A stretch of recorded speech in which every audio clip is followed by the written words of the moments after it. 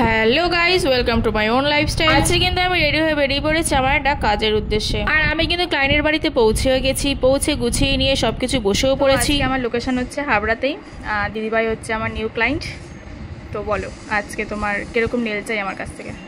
তোমাকে একটা ছবি পাঠিয়েছি, সেম তুমি আমাকে করে দাও। তুমি যেভাবে ভালো বলো সেভাবেই করো। আর আমারই ফার্স্ট টাইম করছি আমি, আমার ঠিক অভিজ্ঞতা নেই, এক্সপিরিয়েন্সও নেই সেরকম। ঠিক আছে, তো আমি আমার মতো করে করিয়ে দেবো, তাই তো? তুমি তোমার মতো করে করিয়ে দাও।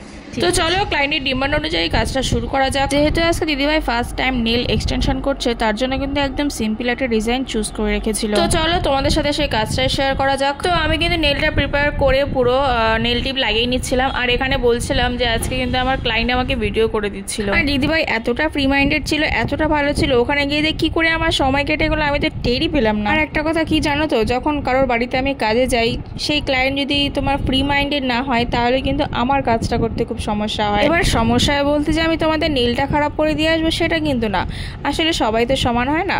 কিন্তু হ্যাঁ, কারোর বাড়িতে যখন যাই, সে যদি ভালোভাবে কথা বলে, ফ্রি মাইন্ডে কথা বলে, তাহলে ভালো লাগে ব্যাপারটা। তো যাই হোক, আজকে আমি অনেক কথা বলে ফেললাম।